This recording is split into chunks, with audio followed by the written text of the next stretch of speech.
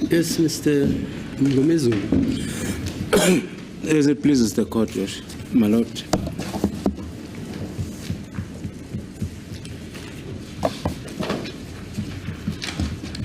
My lord, without wasting the court's time, I would like to make the following submissions. I'll address the court from the dock. I did not prepare the heads of argument. From the bar, sorry, from the bar. Yes, no problem. My lord, this court is seized with an inquiry to make as to the admissibility of, firstly, of a statement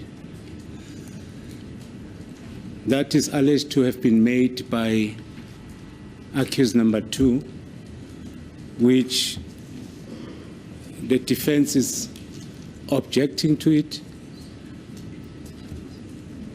and has raised the reasons for its objections, among other things, duress, which is coupled with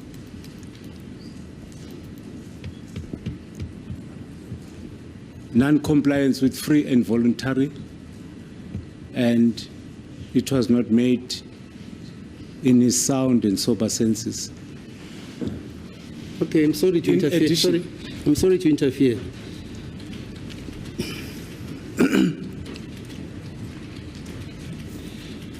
In your view, can this court, because the court is presently, as you say, involved in an inquiry regarding the issue whether the statement or the impugned statement or confession is alleged by the defense not to have been made freely and voluntarily,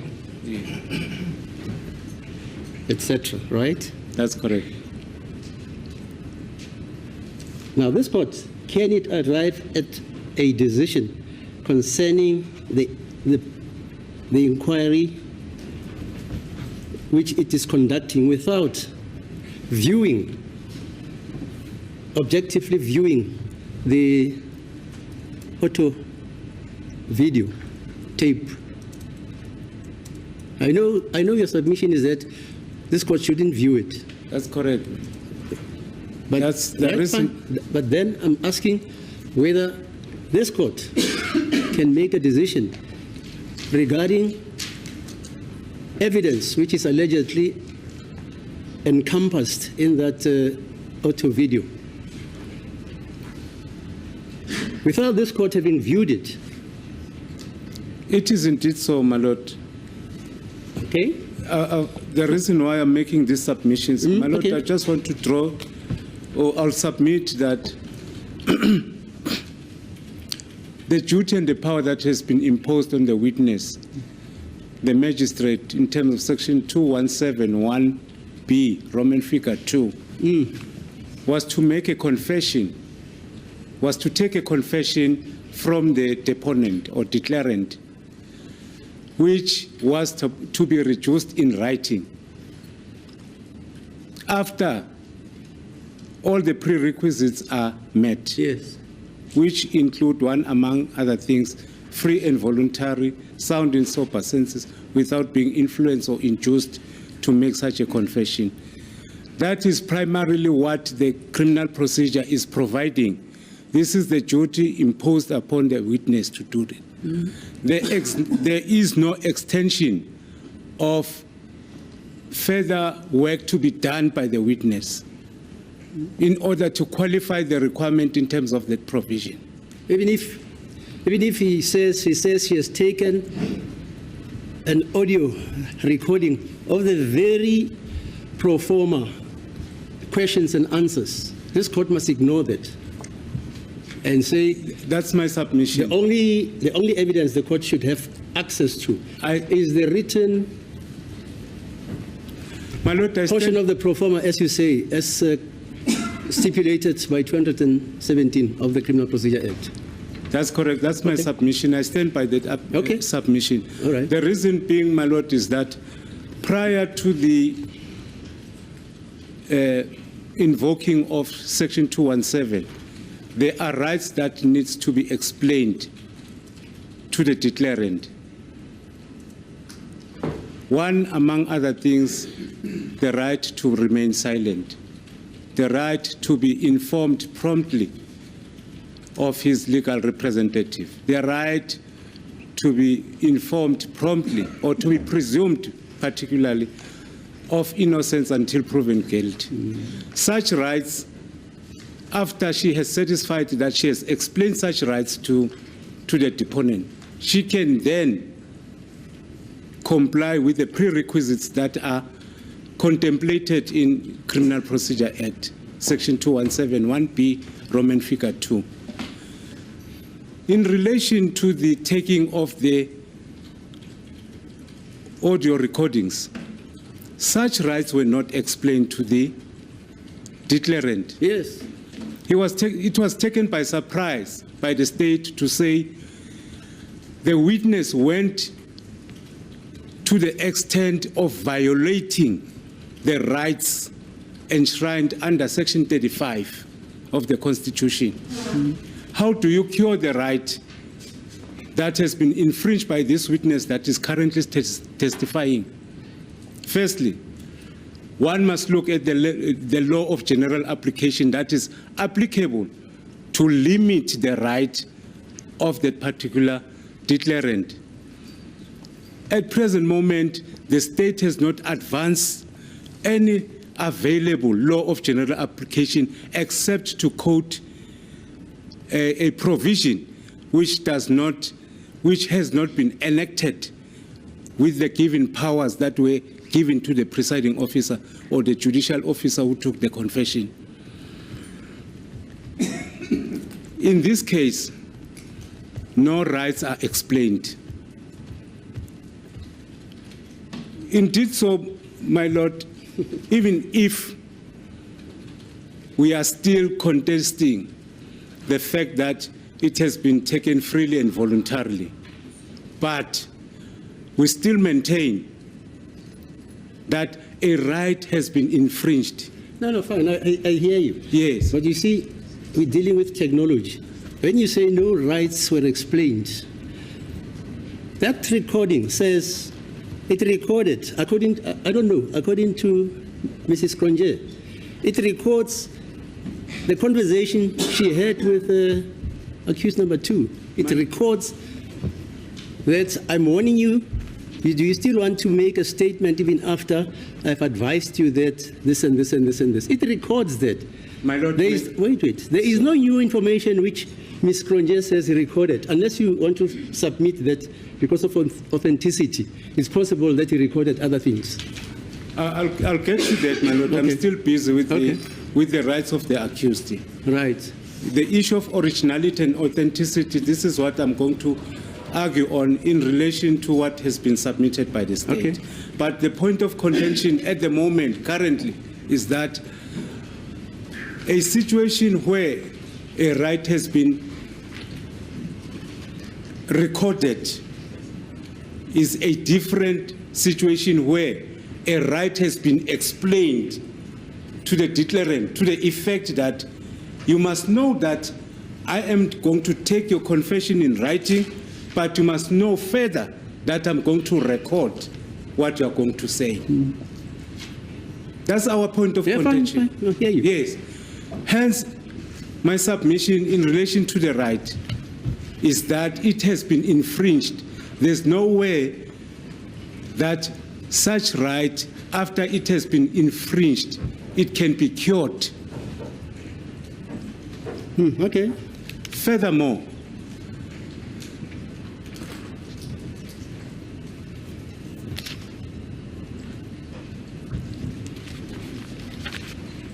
we look at the provisions of Section 35(5). Yes. The legal question here would be, was the recording was the recording per se obtained in a rightful way? What does Section 35 says? May I read it, Josh? I know it. For record purposes. Oh, I see. Yes.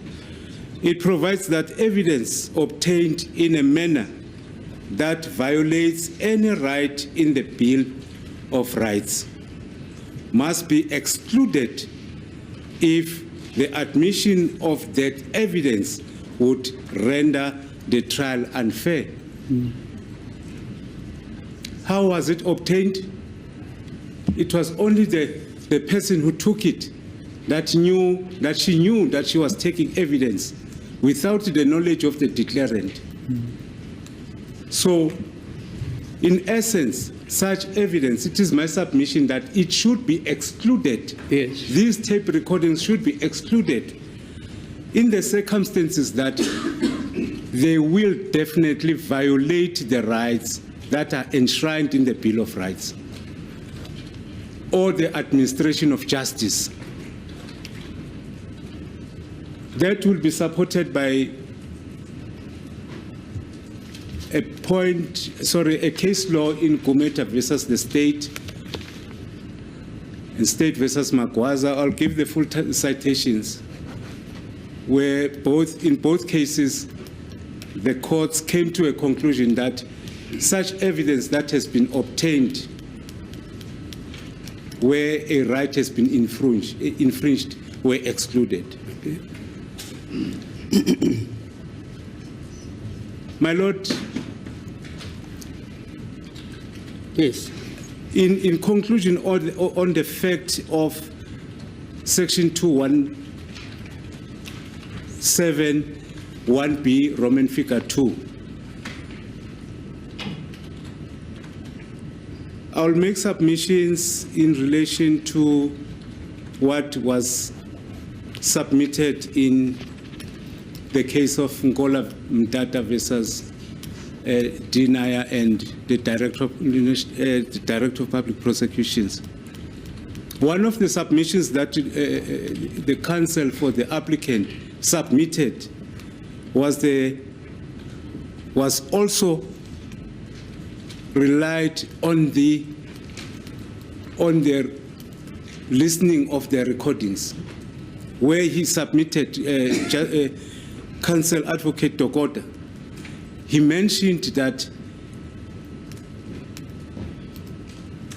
the presiding officer or the presiding officer made a mistake by allowing the recordings to be heard. Hence, the matter had to be postponed for review. But the subject matter on the application was the interference of the higher court in respect of the matter that has not been completed in the lower court. Hence, there were some other reasons for the dismissal of that application. But the long and the short of it, two judges said it can happen. Yes. In other words, it overrided the decision of Wallhouse. There's a case that I've read of Wallhouse, and they overridden that decision. Is that Wallhausen, the jet? That's correct. I know, that's the Burgamach story. That's correct. Yeah, I know that. So in my submission is that contention that was submitted by Advocate Dokota then was a genuine submission to the effect that if the reasoning behind what Dokota was saying is that whatever was in the mind of the presiding officer who saw or listened to the videotape cannot be deleted in his mind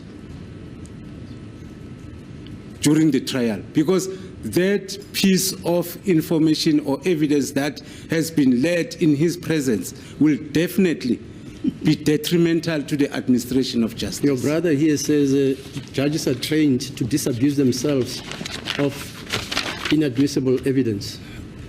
Your brother.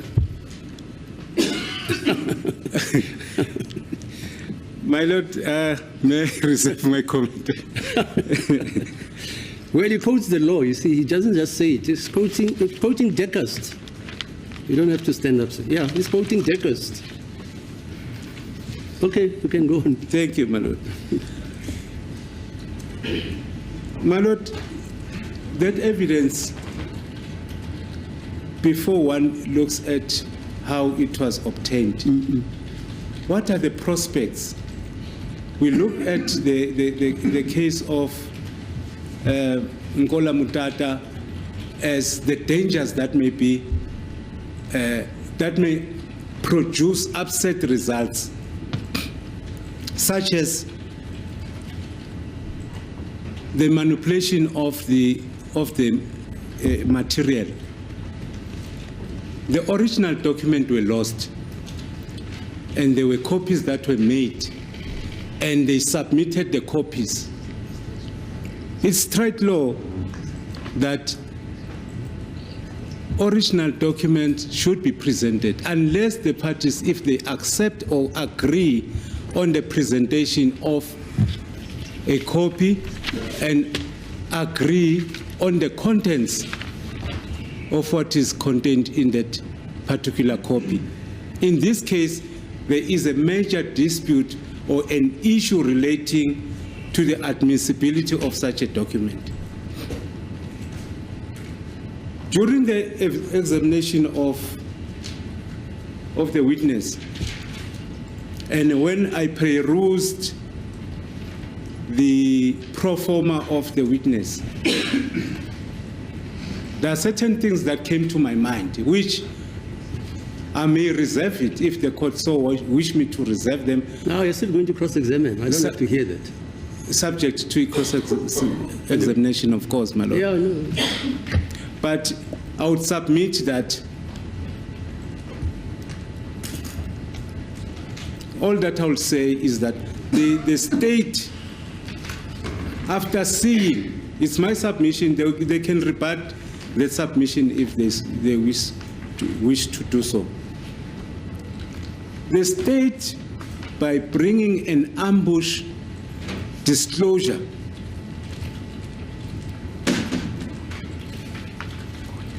so that there might be patent and latent defects on the pro forma. Well, how would you argue that, sir? I'll be. No, but listen to what you're saying. You're saying the state, in realizing that there are lacunas in the evidence of Mrs. Ronje. Correct, my lord. They want to rectify that by bringing the evidence of a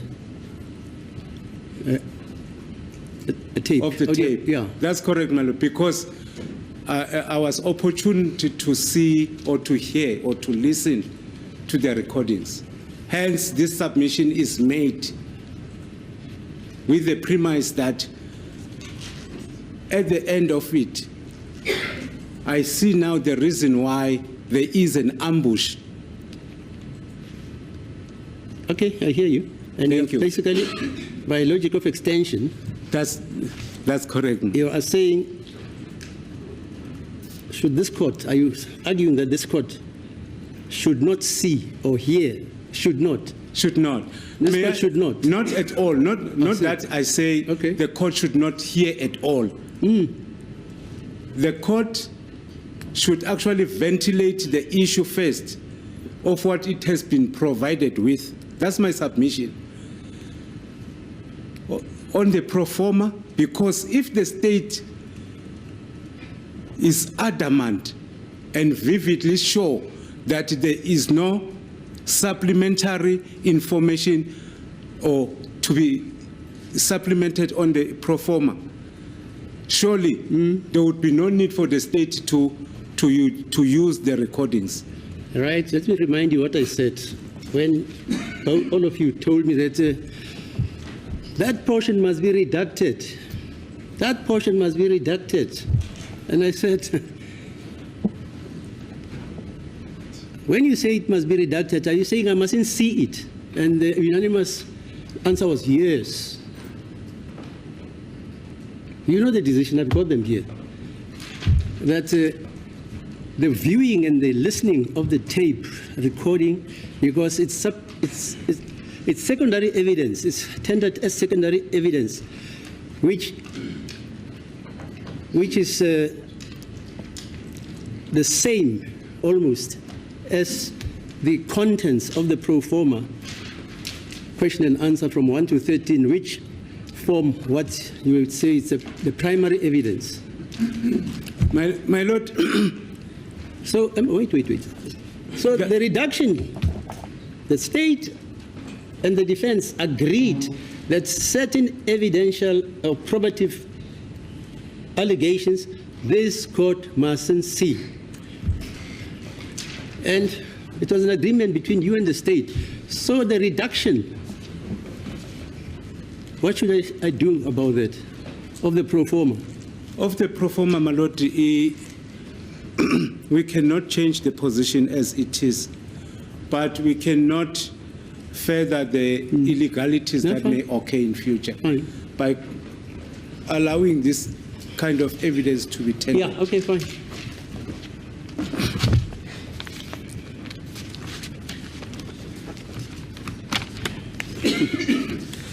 My Lord, in relation to the aspect of the authenticity of the document, yes, as opposed to the originality of the document, it is the tape. The tape. Oh, yes, thank you, my Lord, for correction. Of the tape. On the aspect, as it has been contended or held in Balega's case, that the originality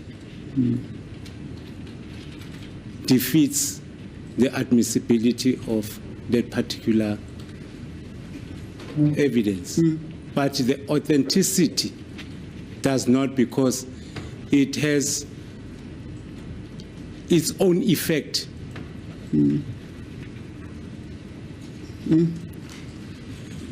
The state has made submission that it does not have the original material that it intends to use. No, that's not how I understood your learned colleague. I mean, he says the computer is available. What was manufactured out of that config? The computer was the stick, the memory stick. He says the original, in other words, the original recording is encased in the computer. What was delegated to the stick, it's not the original.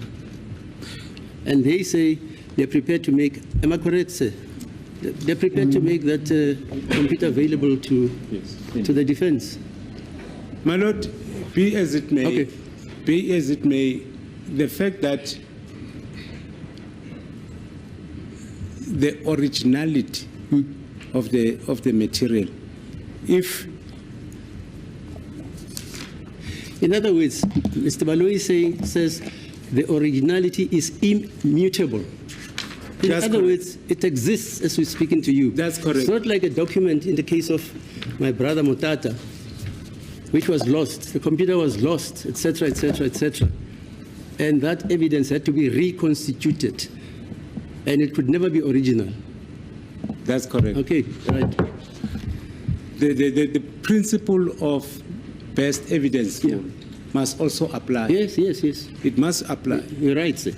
And the evidence of an expert, because at the stage when such a production was made or intended to be made, there was no agreement between the parties after listening to the tape that the person, the speaker, is the one that is alleged to have made a written confession. If the court was to be invited to listen to the tape, why don't you want to invite the court? The court will come to a fair conclusion, because there's already an evidence before this honorable court. Yeah. In the event, my lord, there was no tape recording. The implication cannot be said. The court would have a difficulty in finding in favor of admitting that evidence. It would still make a difference. It would still make a conclusion. I hear you. Hence, it is my submission, and my colleagues, I think they will submit further in relation to Okay, no, fine. court places. Okay, no, I just want you to address me on this. This is old law, 1952-3.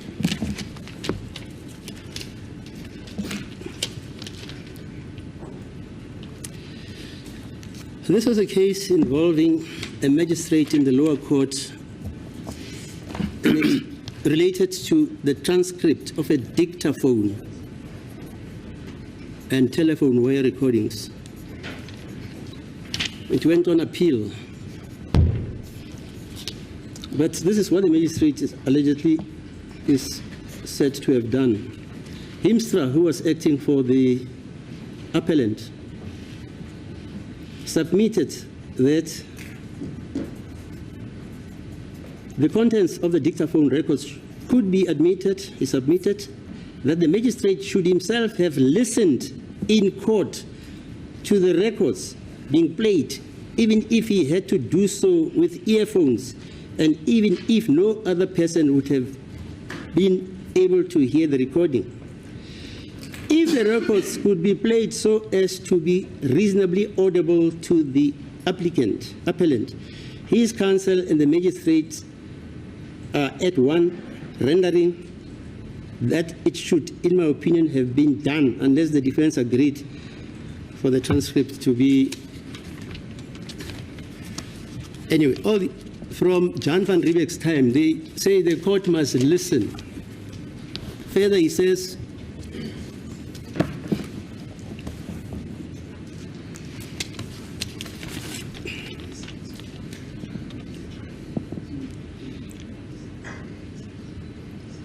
in the case of a photograph, the court itself looks at it, whereas the court did not itself hear the recording. If the recording could be done so as to be audible to the court and the parties there, it is, in my opinion, there's no reason why the judicial officer should not himself listen to the recording instead of being told by some other person what he has heard. If that were done, there can, in my opinion, be no doubt that a witness could be permitted to testify whether any of the voices recorded were, in his opinion, that of any particular person with whom he interacted. So you say I shouldn't listen? My lord, I still stand by my submission. Yeah, because fine. I'm happy that the Honourable Court is quoting the matter where there were no rights at that time. More truth today because there are rights. Today we are protected by rights, Yeah. and such rights are violated. So, It's the other way around. There were no rights then. It was the discretion of the judicial officer. That's Today, correct. the judicial officer is bound by the Constitution. By the Constitution. Right, okay. You can In go this on. case, that's the reason why we rise to submit Okay.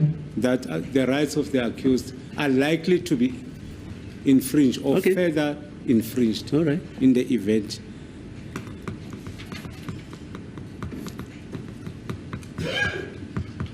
I'm not sure. My lord, I've addressed the court. No. You're at I liberty think, to. is there anything that maybe the court wants me Now to let's hear your address? colleagues first.